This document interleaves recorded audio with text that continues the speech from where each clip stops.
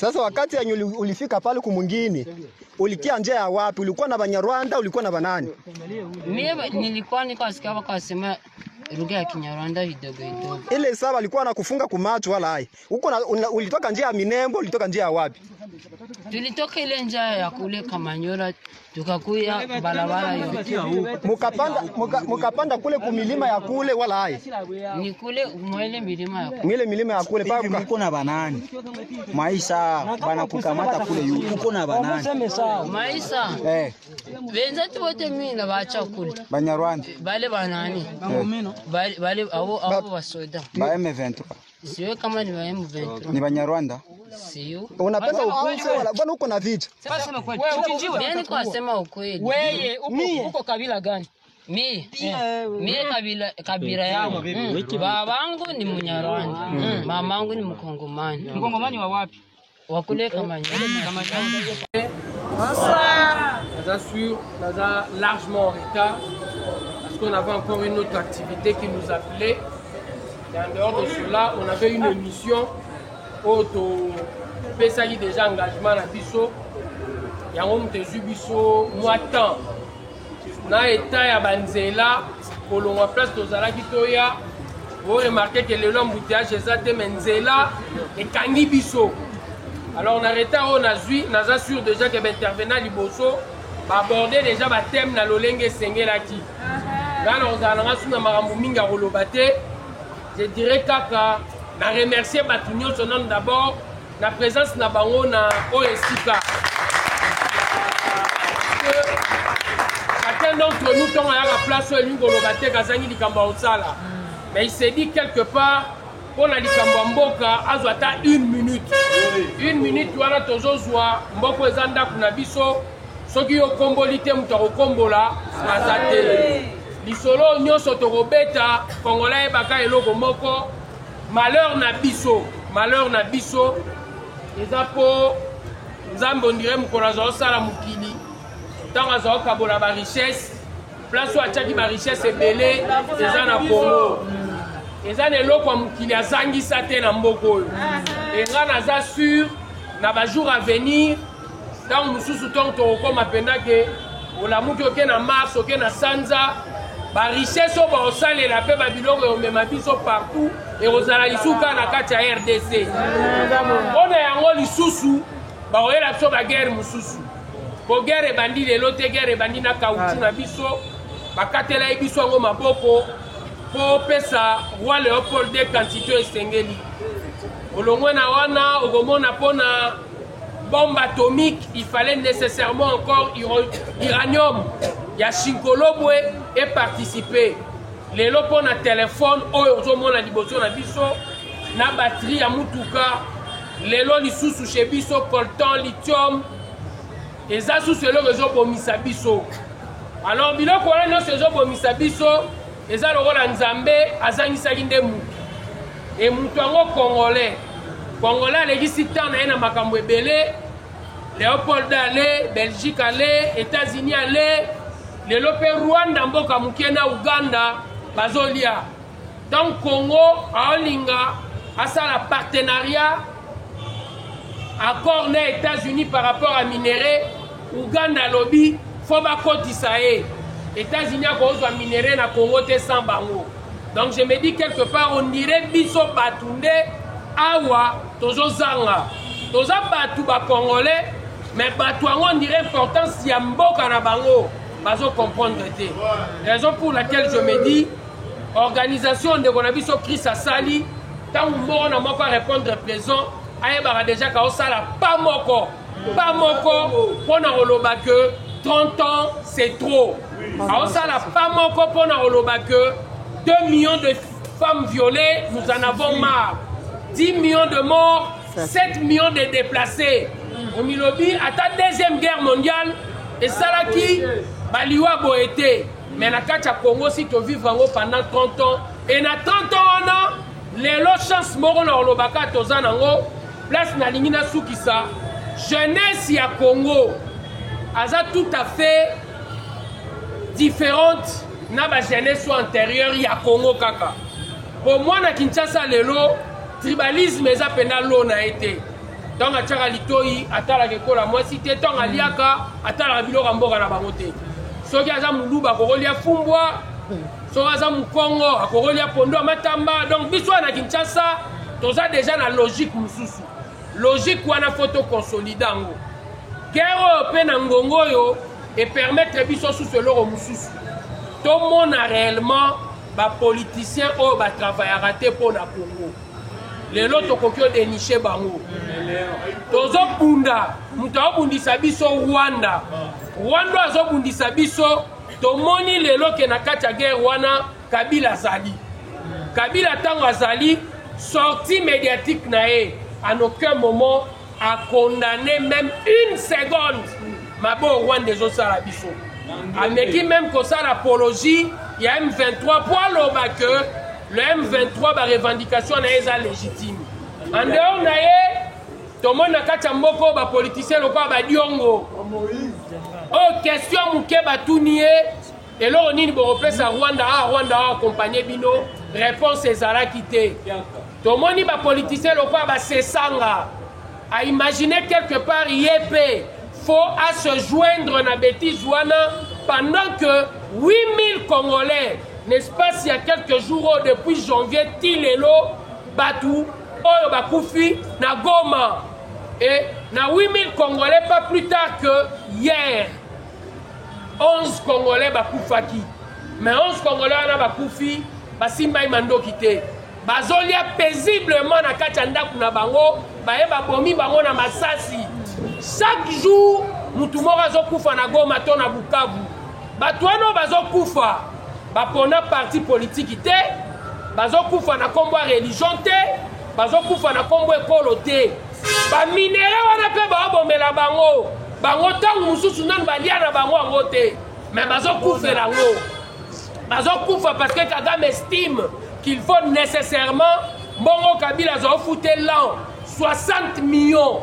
amatisaki prix il faut to bando et le mois il faut to bando futa 100 millions soki tolingi kimia na cantonnement 100 millions wana bozo pesa na mboka na ye po biso tozwa kimia et lokwa mukonzi mboka actuel aboyi yango ememi biso na bitumbo yo nyonso mukonzi mboka actuel akangi mwanga chuchu oyo tata na ete mutatikeli ye bazwa mini ya rubaya na maboko na bango po azalaki ka chef à CNDP donc je me dis quelque part les longonge koki jeunesse oyo parce que j'ai confiance réellement différence oyo déjà zo caractériser na jeunesse à lobby possibilité za biso toloba une fois pour toutes non na guerre oyo soki tokanisi ke guerre oyo soki ekomi na Kinshasa ekopona kobomaka ata mosusu bato ya IDPS etiki bato ya parti tel to nini nous nous trompons oyo guerre photoboya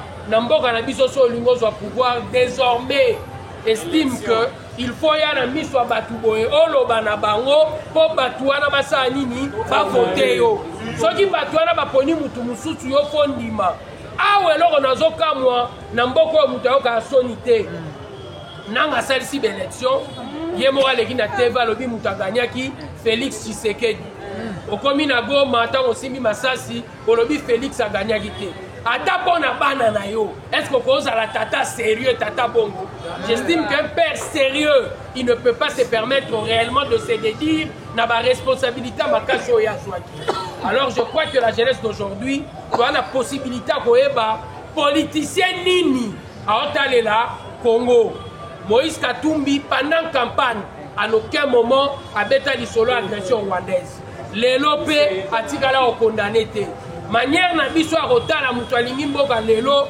tala ye soki aza na bandeko na biso ya Goma Bukavu ya Walikale po soki aza na bango akokondane directement l'agression rwandaise et mpo na kosukisa tomoni même batata na biso ya molimo mpo na oyo baza bakatholike kokota na complot contre la République bokomi na Goma babomi batu la veille bokondana ata baliwa wana te mais bolobi lelo photo sangana et bongo bato oyo bakufi bafamille na bango un jour bakosimba mpe manduki te mpo base venger donc j'estime quelque part que le pays nous appartient biso batu toza bajeune oyo bazawa bacomprendre que soki bamikotisi makasi na kati ya likambo etungisa biso likambo ekosila. Merci beaucoup.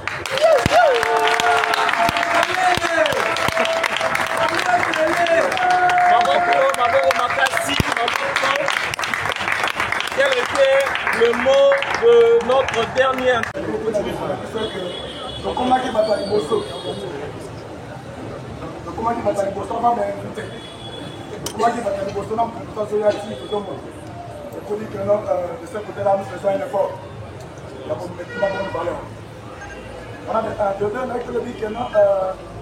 sentir présenter l'autologie. La question que je me pose, est-ce que tout ça attentif? Là, par dépend d'un an. Je vais commencer par expliquer dans nos causes de la guerre Oyo, au Congo, en allant dans la Bible. La Bible, tout le monde dit que non, Ammonite, comme on dit ça dans Israël, ils ont réclamé Bango qui m'appelait dans Bango et Kota et pas dans Israël. Je nous ai dit ici que non, Kagame, pour ne pas dire tous les Rwandais, Rwanda, même certains élèves pasteurs disent que non, il faut aller au Congo, Congo est ça, Mandela dans Congo, même les pasteurs disent ça. C'est pourquoi je voulais dire que non, ma belle est ça sacré. Vous t'occupez de la Mandela la biso. Vous t'occupez de ma belle la biso, n'en quitte pas le Ngamba après ça biso. Ça nous devons les comprendre. Donc prenez le Kaliboso pour la biso. Par rapport à l'économie, pour laquelle Rwanda Mboka Mouké me commettent que les autres établis sont bons. Et ça, tout ça, c'est sérieux. Comme l'a dit ma soeur. Tout ça, c'est sérieux. Pour la qui match à demi-finale, il y a RDC, il y a un bon banin. Le match en haut. Le match en haut. Mukoloana, c'est là que nos joueurs ont porté par brassard noir et les supporters, parce que qui n'a pas pancarte qui m'a sonné que non. On en a marre avec la guerre. Est-ce que bon, on a qui va caméra ya mokili qu'on a tout à côté, donc on va vendre la guerre. Bon, la guerre. Et vous avez compris quoi? Que le Congo, Rwanda n'est que le tuquette. Le Congo est en guerre contre le monde entier. Mais nous, entrer, il y a Rwanda là. Qu'est-ce qu'il y a? Ce sont l'armée française qui a brouillé les armées congolaises. Ne parlons pas sous les émotions comme si suivons aussi les informations. Parce que Rwanda n'est que le ticket que le monde se sert. Parce que l'un de mes frères a dit, ce qui montre à y dialogue et pas à X, attaquer Y, on fait quoi? À ça, on l'arrête. Mais Rwanda a dit comme on a Congo, à son tête que là-bas occidentaux, personne ne l'inquiète. Et comment Congolais pas comprendre que non? C'est une guerre dont le monde entier est contre nous. Comme l'a dit ma soeur, lèvons-nous, soyons sérieux.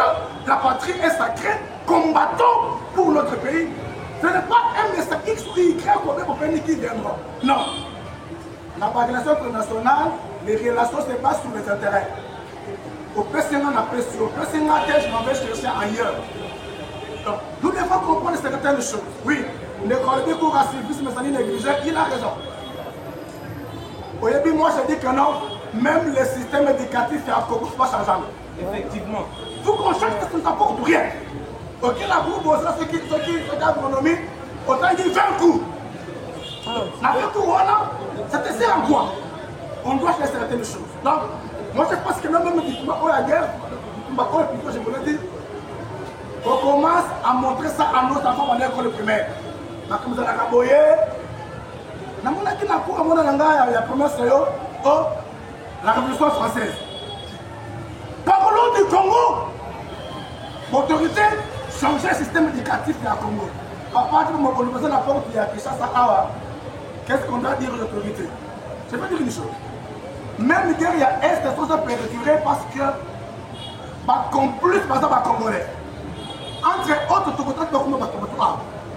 vous connaissez qui finance AFC, qui finance M23, hormis Rwanda, on a des Congolais derrière ça. Nana qui tue à l'Est, qui fait venir au nord, n'a libérateur en tuant à l'Est. Tout ça normal. Même pas mon Congolais qui nous tue ici.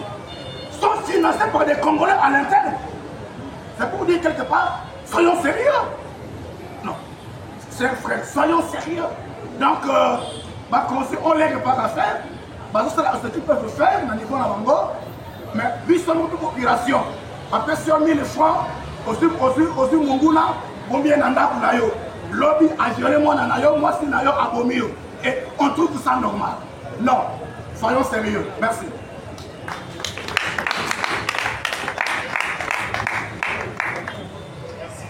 Na lobby que pour que tout long la guerre au yo-yo, il faut le salut de l'RDC, c'est dans les FARDC.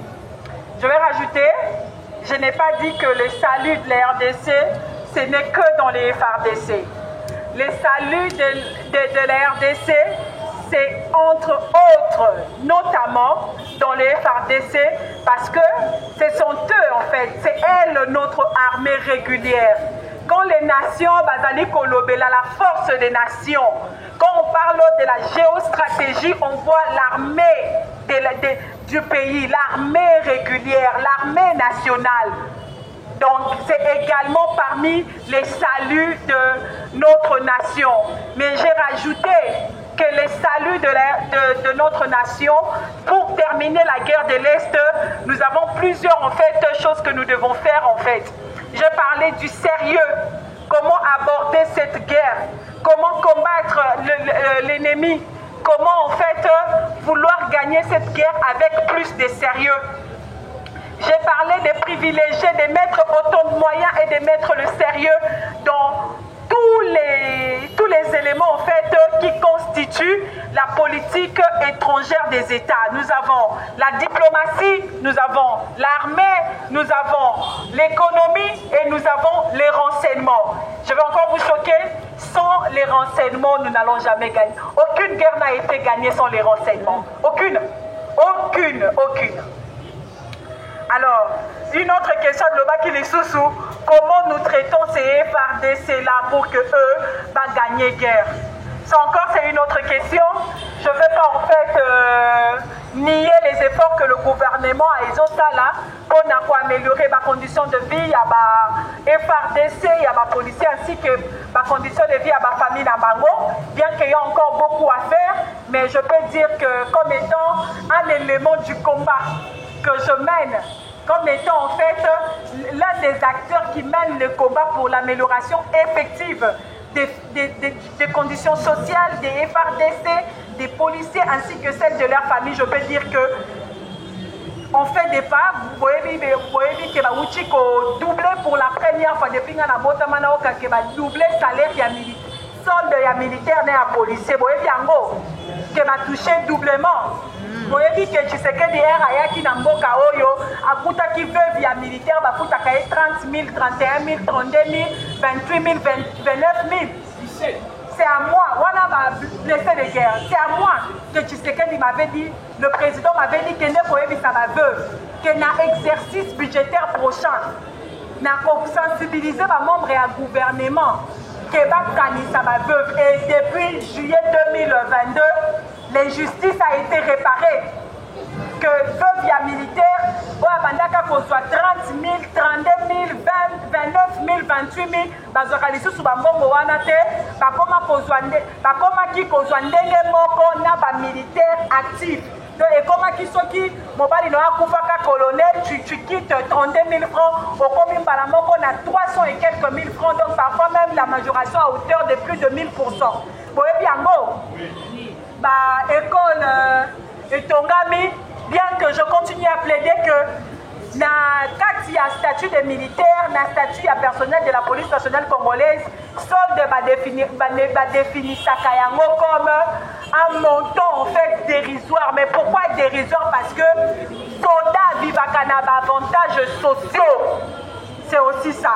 Que nous, une fois de plus, nous continuons à nous battre pour que les conditions sociales de militaires, de policiers, ainsi que celles de leurs familles soient améliorées, tout en disant la vérité sur ce que le pouvoir actuel a déjà fait.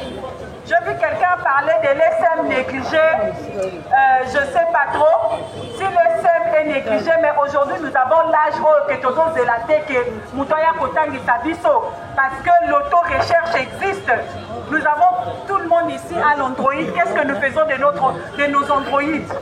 On peut apprendre l'amour de la patrie avec son téléphone, voir comment d'autres peuples en fait aiment leur pays. N'est-ce pas? Et nous avons aujourd'hui les exemples concrets qui démontrent le manque du civisme et comment changer, comment agir contrairement à ce que nous voyons aujourd'hui. Donc, je suis également, comme le pasteur l'a dit, que le problème aussi au Congo, c'est le système éducatif congolais qui est aujourd'hui obsolète. Ça, il faut le dire aussi.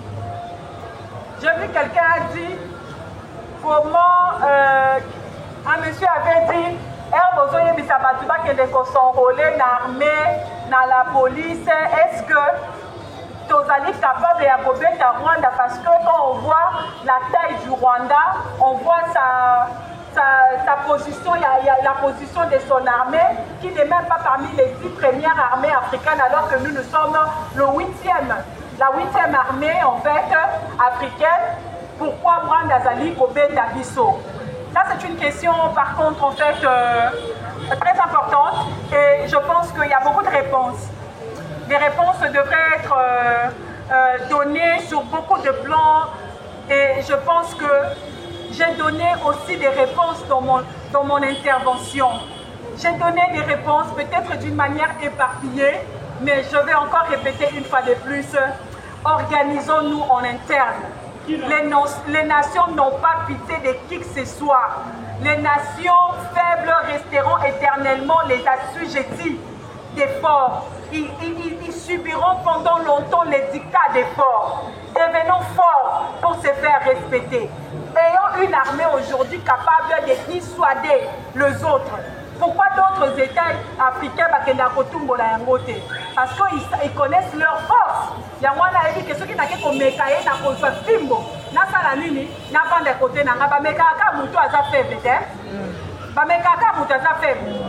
alors, posons-nous des questions. Pourquoi on met Kabiso? Donc, merci beaucoup. D'abord, on va répondre à Mutuna Moko, Yandeko, à Tuninga, pourquoi 2 ans de temps de retard? Pourquoi c'est retard?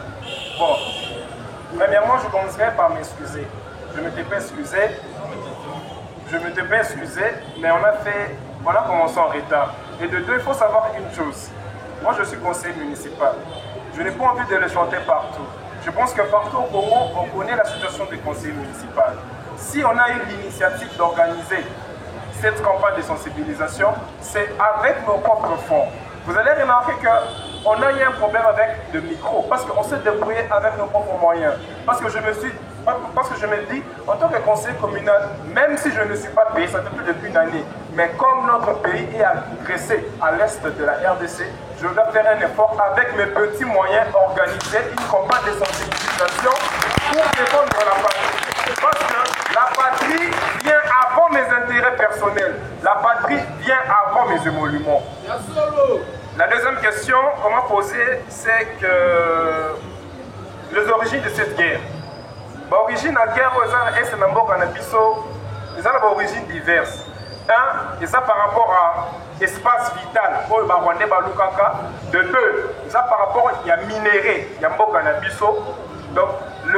donc, la guerre est pour l'espace vital et économique.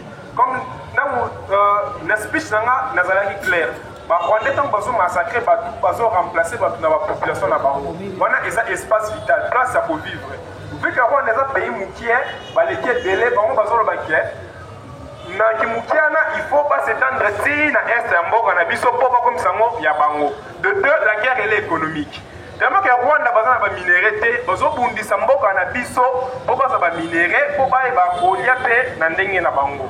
Mais c'est un peu moulaï na komeka ko épargner bino. Question mususu eza boui. Comment la jeunesse peut-elle faire face à l'agression rwandaise, mais elle souffre de chômage? Nakoya na mona ndenge ya exemple. Le peuple palestinien baza agressé depuis 1945 n'est pas État Israël. dois accueillir honorable Diabanza Monanien, venu contester la majorité. On le place en membre et intervenant.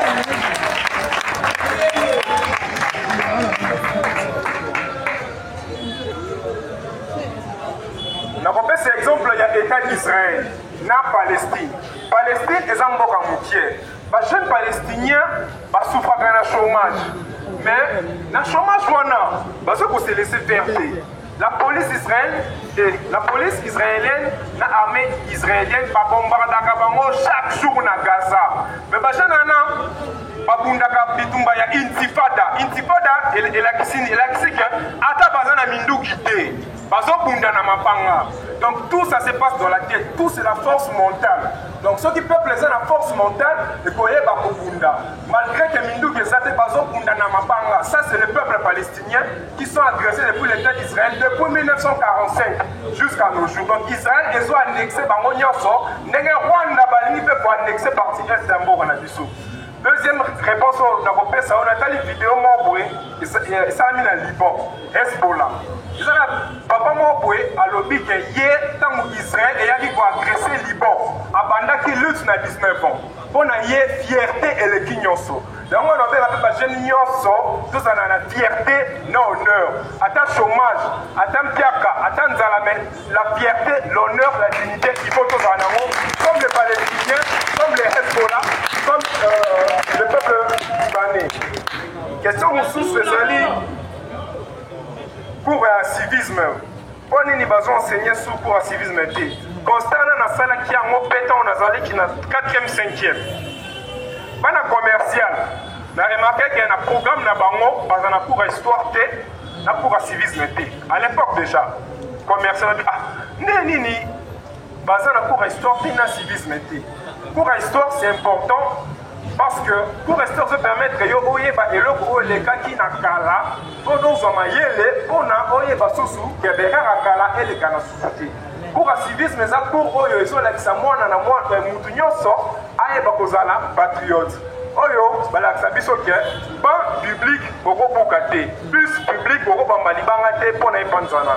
Là comment to kopesa mingi ba suggestion la ministère de l'éducation pona ba va ko réformer l'éducation na biso ba ko tsamingi wetali histoire na biso na civisme na biso po ete toza la mayele pe ba makambo etali ngonga na biso. Merci.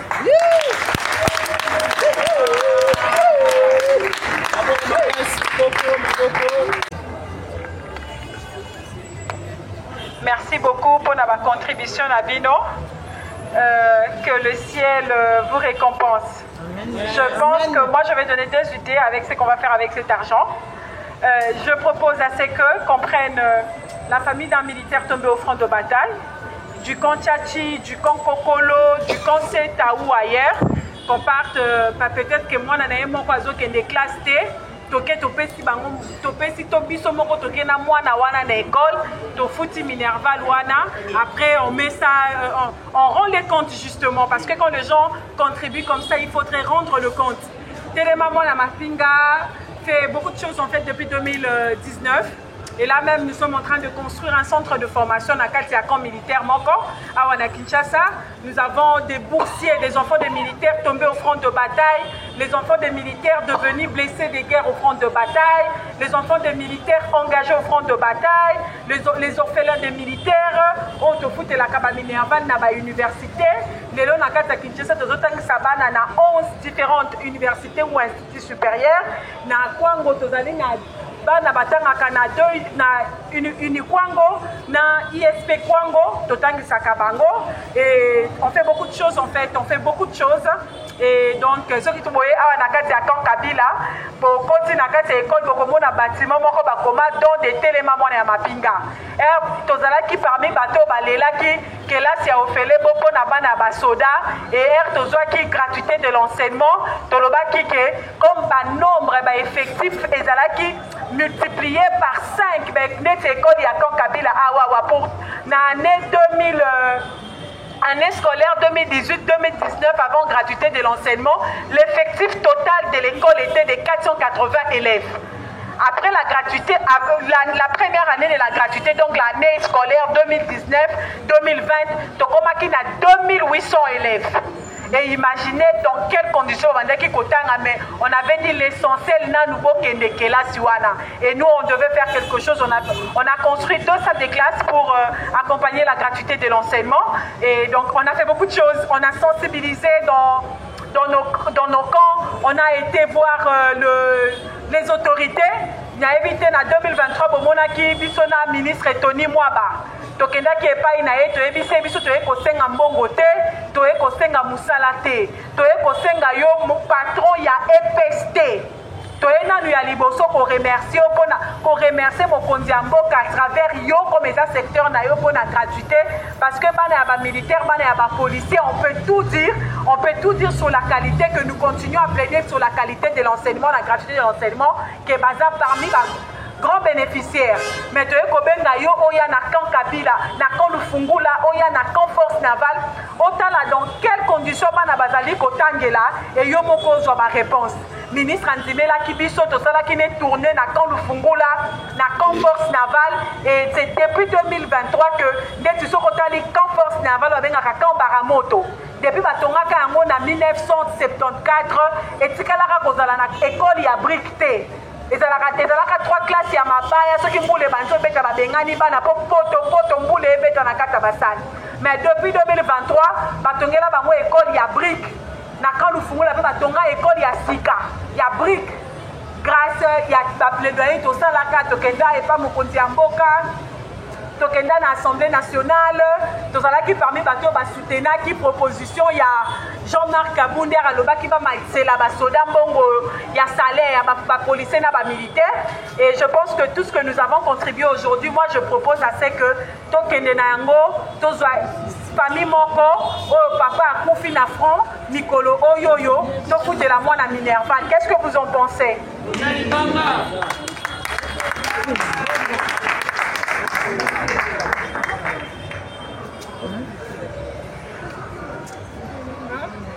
Et ça, idée à Malamou.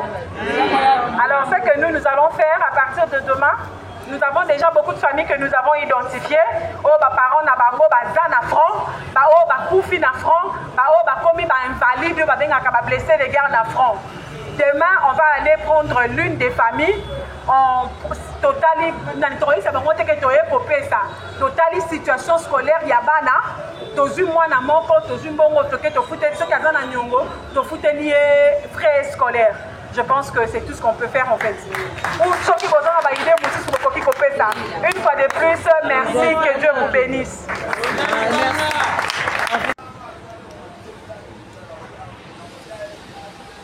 Ya mji wa Goma. Nani Mwadagasia? Mwalimu? Unasema kwa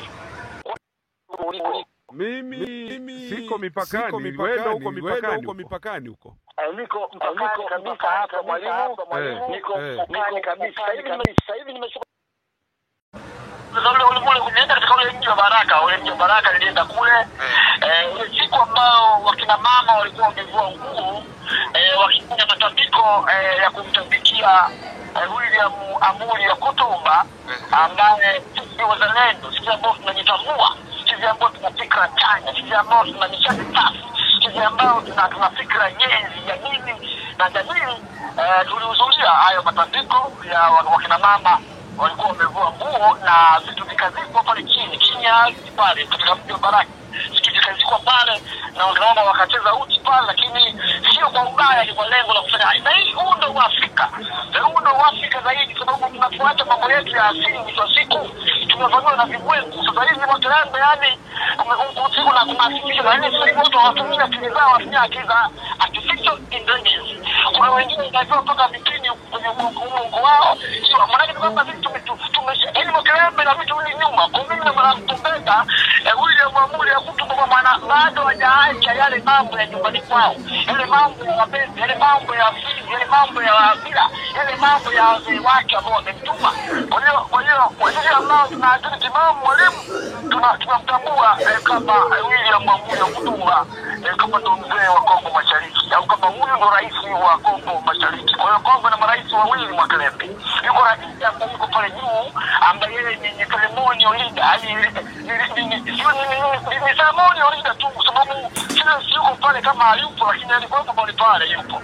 Umeona? Lakini tunazungumzia mtu ambaye anafanya kazi kwa makini zaidi, ambaye anapigania ile ardhi ya Kongo, ni William Amuri Yakutumba. Sasa nilikuwa pale Baraka, baada ya mambo kumalizika pale, wakazika vitu alizini pale ya kumtakia Yakutumba maisha marefu, ya kumtakia Yakutumba nguvu kuu, ya kumtakia Yakutumba asonge mbele, ya kumtakia Yakutumba asiogope. Lakini Mwalimu na Mungu, kabla ya Yakutumba hajaanza kuitumikia Kongo miaka 96 97, tunataka kuzungumza Yakutumba pia aliwahi kufanya matambiko na wazee wa maeneo yale.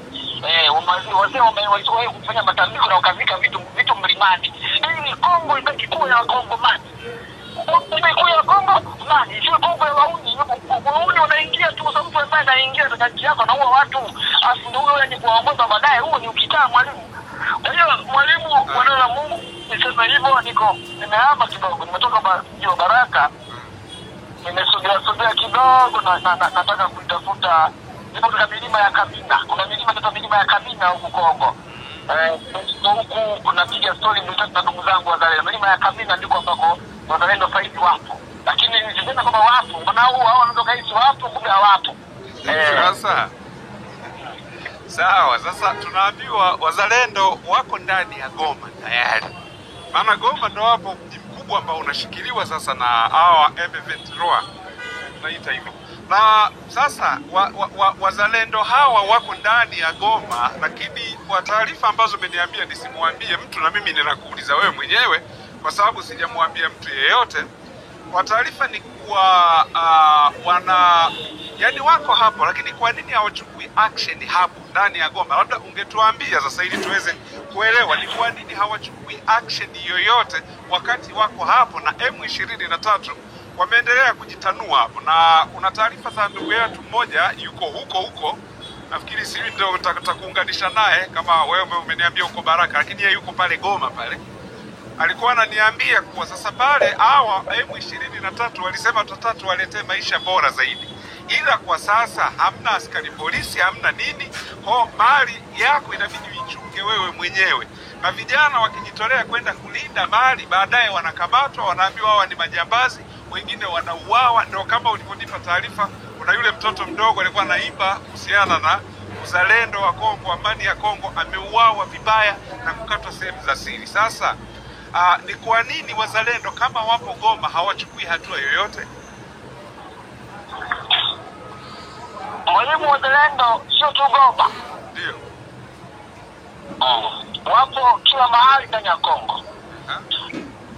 Na wako wazalendo ambao wanaungwa mkono na Jean-Pierre Bemba. Ndio wako watu ambao wameshikilia Kongo ikasimama kama ilivyosimama leo. Sawa. Kongo ingiza paranganyika muda mrefu sana. Ila wako watu ambao mwanzo ndio wanaona ni magaidi, kumbe wanapigania Kongo yao. Yuko wako wazalendo wanatoka upande wa Ikweta kule, upande wa Ikweta huko. Kongo magharibi tunazungumzia. Hawa wao wanasimamiwa na Jean-Pierre Bemba. Lakini niseme kwamba wako wazalendo pia wako ndani ya ikulu ya Kongo. Ndio maana Kongo ipo hivyo ilivyo. Unaona Kongo ipo hivyo ilivyo, japo rais anasuasua, rais anaeleweki, lakini anajitahidi pale ndani ya ikulu Kinshasa. Yuko wako wazalendo pale ndani ya ikulu. Ndio maana unaona Kongo ipo hivyo ilivyo, Mwalimu na Mungu. Lakini wazalendo hawa pia wako maeneo mengi sana Kongo. Nimekaa tu kimya, nilikwambia sasa hivi Kongo Mashariki wako wazalendo wamefika 15 walikuwa 17, leo wamefika 50. Na wengi wao wengine wametoka wapi? Wametoka huko walikokuwa na majimbo mengine Kongo Magharibi. Na Mwakelembe ile siku ambayo alikufa mtetezi, mzalendo ambaye ni mtetezi alikufa kwa bahati mbaya, ndio kupigana risasi. Mwakelembe kuna kiapo ambacho walikuwa wazalendo kukumbusha kidogo, kama sienda mbele kidogo. Kiapo hiki kinasema kwamba mtu yote, kiapo hiki walikuwa wazalendo miaka ya nyuma. Miaka ya nyuma wazalendo sio wajao, ni muda mrefu. Wao ikilia Kongo miaka ya nyuma. Sasa ufahamu kwamba kuna kiapo walikuwa wazalendo. Kiapo hiki kinasema hivi: mtu yote atakayeenda kinyume na matakwa na misingi ya taratibu za wazalendo atakufa. Atakufa kifo kibaya. Na atakufa mapema mno. mtu yoyote, yaani kama mtu wewe ni mzalendo, ukienda kinyume na wazalendo wenzako unakufa. Lazima ufe tu. Ndio ambacho walikuwa wamekula wazalendo. Une école de prestige, mais qui ne garde plus que des vestiges. Des murs vétustes, ces salles de classe quasi vides, sans transition. La ténée d'Ingiri est passée de l'âge d'or à son déclin. Une école de référence dont l'état actuel contraste avec son environnement.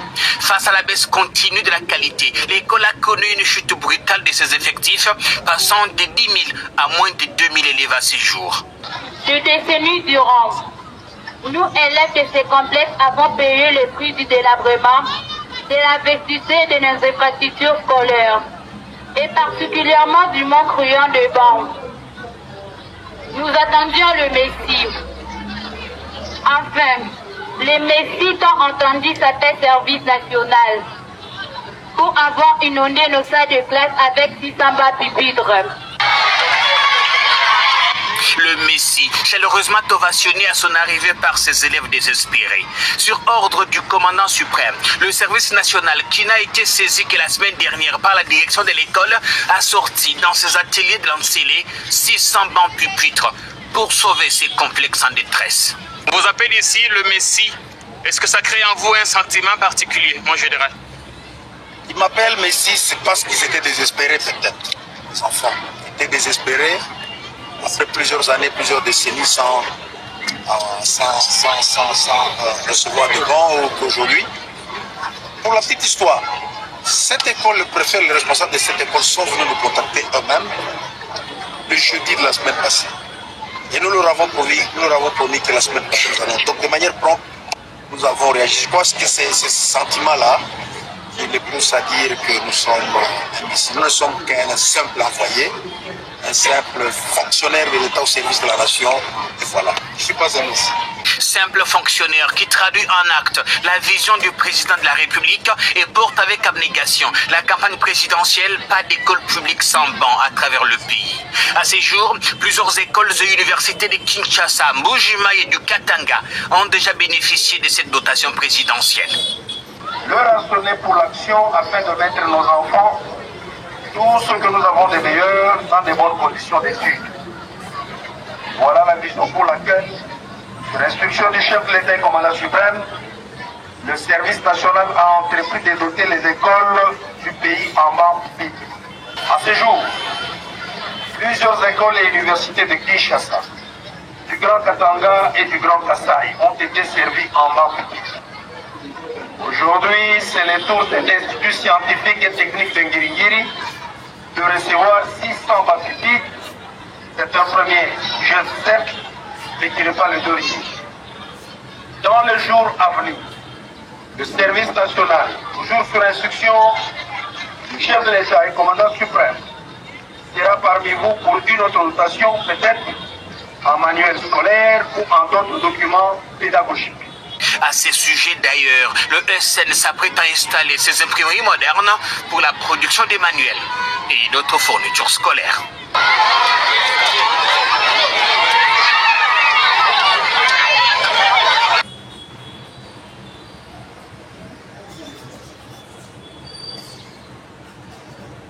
Sema makasi ya rozala liboso ya baetando na bino baibozo akaliba ko malamu ya kulanda ngai ya bino Ange Kashela libanda mboka na kati ya mboka totombeli bino bolandi bolamu na bino baiboza bawazalendo baza bawazalendo baza libanda ya kati ya ekolo Congo na kati ya mboka ya ekolo Congo na kati ya baetando nyonso to na kati ya libanda ya ekolo na bandeko nyonso o ba soutenir bitumba oyo za na moto nyonso kasi bosenga eza ya kosenga na bino na tina ya kokabola élément oyo ya partager a émission oyo ya partager message oyo na bandi ete ekosala mwa malamu mpona kopesa pe espoir na bale mosusu bakoma désespéré na bandi ete kozala lisusu na kozanga espoir to elika eza lisusu te na bato nyonso tokomi bakongole nyonso tokomi déjà kolika bamba te bitumba esesili na ngongo toko kende nango to na tango toko betela bino masolo awa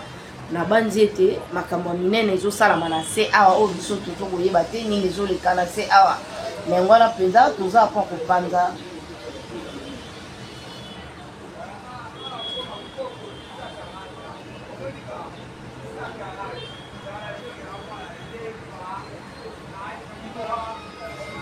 Bandeko balandi mwa connexion ezosala mpenza mwa mbulu mwa connexion ezosala mpenza mwa mbututu mbilinga mlinga nabandi na bandaki koloba espoir ezali pamba te to na kati ya komona oyo tobandaki koyeba te ekoki kosalama tobandaki kondima te eloko moko songolo pakala ekosalama to ekoya kosuka to fin ya nanga fin ya kabila fin ya Kagame oyo azali chef de ville ya ba rebelle oyo bakotumisa ekolo Congo na bandi ete mokili efandi kimia na kozanga koganga nini elekuti koleka na Kigali eloko nini ekomeli Kagame e Kagame asentir ke aza isolé moye Kagame ye moko atelema mpona kobala ntina na ye eza te elelo Kagame ye moko afandi nano kimia otala ndenge nini azokufa malembe pamba te eloko choqué to eloko elekeli bango eza nini Kagame asalisi sommet na kati ya Rwanda sommet oyo ebengaki baprésident ya bamboka ebele mpona koassiste na kati ya sommet wana kasi ase retrouvaki presque ye moko na sale ezalaki vide kaka baautorité na ye moko barwandais nde baassistaki na kati wana parce que baprésident ebele bazobanga basanction contre ye barobanga kosangana na Kagame peut-être bakoki koconsidérer bango lokola bacomplice ya bagénocide oyo ezosalama na kati ya ekolo Congo e koisole Kagame asentir ke aza lisusu na poids te ya kokendaka kotambolaka kosengaka pouvoir ezonga na ngambu na ye sikoyo problème etikali to charge etikali epai ya Museveni oyo akendaki kosenga to atindaki mwana na ye fils rebelle na ye akende kosolola na président ya États-Unis pardon ya Afrique du Sud Ramaphosa pona koluka kosala rencontre moko Tshisekedi na Kabila parce que na minute oyo lokola Kagame aza écarté bato nyonso balingi kosenga Kagame balingi lisusu kosentir présence ya Kagame na kati ya masolo ya politique te politique internationale na kati ya scène internationale te Kagame aza déjà effacé aza isolé maintenant kotanga kakomba Kagame komi pe kotia na Museveni na danger maintenant Museveni akomi kotambola lokola mbongo bandaki kotambola lelo mbongo akoti akei Vatican ake osala musala bato misusu atikeli bakongolais mpona bakongolais na bandi ete eza deja esengo makasi bituma makasi oyo toresir kolongola nanu ambongo azalaki force ya Kabila na kati ya Kinshasa to na kati ya Congo parce que azaki na laisser passer obima Kigali akoti Rwanda et akoti Goma akoti Kinshasa na facilité na bandi ete eza parmi ba oyo tobandaki kozela po ete nani ambongo azala dégager na kati ya course oyo mpona kosoutenir nango ba M23 to kosoutenir nango Kagame na bandi ete eza esengo makasi ya mibale ezali demande ya Museveni président ya Uganda epai ya Ramaphosa mpona rencontre ya Tshisekedi na Kabila na Afrique du Sud ebele basiliki déjà balobi Tshisekedi osolola na Kabila nini na kati ya Afrique du Sud parce que Kabila soka azalaki déjà na likanisi te bakende na contexte wana alingaki abunda déjà bien avant que Tshisekedi fo basolola na Tshisekedi bayokanaka selon ndenge alingaka kolela to selon ndenge bango bagangaka ka Tshisekedi bayokanaka na Tshisekedi bakoro bango bagangaka ezalaki po Tshisekedi asoutenir ye abatela bato na ye asimba bato basi basala bambeba te bato bazana ba avantage na gouvernement atika bango asala continuité ya bagarde na ye sécurité na ye oyo ezalaka oto ye atikaka ndenge eza lisusu te na bandi te esaki mwa kanda Kabila asotaki mbangu mpona kozwa nanga kotia ye na Goma mpona aboma bato ti sikoyo bato bazokufa na kati ya nanga wana eza parenthèse mosusu mais eza kaka bafe oyo esalami à travers makambo oyo Kabila luki na nzela ya kozwa pouvoir na makasi ndenge ase ya misana e Museveni nde atikali sikoyo na charge ya kosengelaka Kabila bokonzi to kosengelaka Kabila pardon kosengelaka Kabila nzela moko oyo Kabila kota parce que Kabila aluki na makasi na ye nyonso mpona kotala bande oloba na bino rébellion esimbaka soki communauté internationale eza likolo nango eza na impossibilité mpo Kabila aresir kuna ye détermination nango azalaki nango mpona espace Katanga elelo nanga akomi kaka kosala badéclaration ya mafinga kofinga yango wana mpe déjà décision se ekwei mpo ete akite alongwa na sol na biso selon RFI to selon France 24 o ba kokakolo ba vérité ya ba congolais ke to réalité ya Congo en fait réalité est ça la makana Congo RFI ya kokakolo ba moti et on a les avantages na biso parce que na landi na TV5 ba komi ba on ça la commentaire ba lobi M23 a quitté Walikali a quitté Goma a quitté ba place a occupaki pour que zoze là-bas pour parler au ekosalama déjà na on dit que dialogue le parce que eza demande kaka ya Ramaphosa asengi pe na noté mais demande outil na Uganda et pas ya chef de file ya Kagame parce que likola Kagame eza président ougandais ne mutakochaka Kagame et maintenant Kagame a juste le pouvoir ko tambola kate parce que longina il déjà comme bangisaka ba pouvoir abatu ko tiaka ba pouvoir abatu en danger et kanani ya Kagame a juste na kilo anate ya kozonga kato ko salaka biloko ya kokyo sala la banzete ezali avantage to ezali esengo makasi obiso to bande poser la kala nyoso wana offensive ya bois et simba kasi bosenga la biso ya ko bisa na kantu motsekedi ba proposition politique eza malamu ba relation politique eza malamu na bikolo kususu esengali ko laksaka bango réalité oui to ebi ke Ramaphosa ko boya te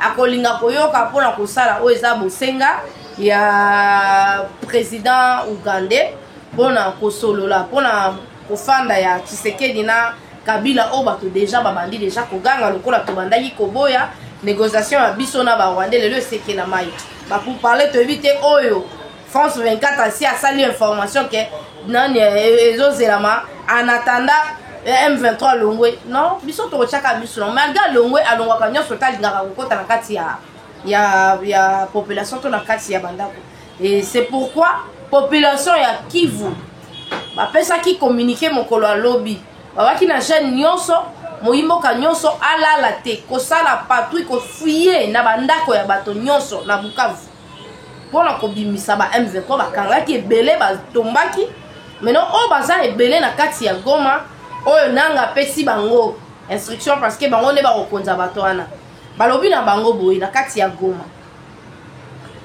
ba crime comme ça la mama kasi pourquoi financement na kati ya rébellion ils a les sous-soutiens du fait que Kagame a coincé parce que mbongo utaka na poche ya Kagame te mbongo utaka na communauté internationale otobengaka Union européenne parce que bango nde baza ba partenaire oyo bango ba signaki na bango ba corps pour ko pesa cahier de charge feuille de route na Rwanda pour akota na Congo asala o akoka ko sala ndenge ni tomoni ba génocide wana na banjete yango siko ememi dossier oyo to etie bananga contre mire ba éviter ba obanda parce que ba soda na tala nombre na bango par jour faut ba lia combien et puis donc seulement kolia ba comme il y a problème ba munition ba se transformer lokola ba bandi ba pesi bango je to ba pesi bango carte ya kokanga bato ya DGDA bato ya banque bato basala mpona leta ya bazala mwa bambongo ebele na kati ya bandako na bango mpo bango mingi bacadre wana babandaki kobima te babatani bake bakanga bango na bandako babimisa bango bapesa bango bataxe oyo bakoki kofinanse eloko na bango wana epuis bazokoimpose bango yango na makasi eloko yango nini rebellion na bango sikoyo bakomi kokende kobotola yango bato mbongo na makasi mpona koleisa rebellion na banzi ete eza suka ya nanga na décision ezwami ete nanga alongwa bien que eza soni balingi koluka kolatisa yango langage mosusu ke ba M23 balongwe en attendant ba pour parler est-ce que M23 si alongwa bongo na cessé le fait kuta ndimaka te kaka bongo si alongwa donc eloko ebengani bango ezaki na d'abord nzala namoni ke punition oyo Union européenne apesi na Kagame po ayebisaki na ye a retirer bato na ye po ye nde moto aza chef du file wana bango nde bazalaki ba chef bayebisaki na Kagame a retirer bato na bango moto makasi ya Kagame nde esali ke ba Rwandais to ba rebelle bakufa nzala elelo crime ekomi makasi na bato oyo basalaka ba M-Pesa na Goma osala coopération nyonso etalaka mbongo oza ciblé déjà na kati ya carte na bango et ba posa na bango ya kozwa mbongo bakokota ntina kati ya bandako bato kosala ba pillage parce que mbongo eza te faut ba vivre epai ya bato ration eza te munition eza te na bandi ete eza suka ya nanga toyebi ki ya korépondre barebele baosala mbongo mais nanga nda kofuta na compte na ye toyokaki soit disant nanga a démissionné comme coordonnateur ya M23 pardon ya FC bon a évité au démissionner au canal parce que nanga yemo ko ba ki enda créaki créateur ya FC siko to éviter coordonnateur to président nango azanani na sima wana ezaka ba vérité o zo la kana sima chaque étape soki to longwe chaque étape soki to longi chaque étape ezaka ba makambo na bandi ete ezesengo makasi ya komona ndenge nini shit ya bandeko na biso shit ya nanga shit ya Kagame échec ya Kigali lelo eza bénéfice na biso na bandi ete bandeko tozala rester branché na AKM télévision to kommentaka to laikaka eza bongo esika to epai wapi biso tokoki kaka kotia motema to kotia penza miso na biso mpona kotala nini penza ezoleka na kati ya ekolo Congo na bandi ete ezesengo makasi ya kotika bino lisusu po te toya kokutana lisusu mbala nsima.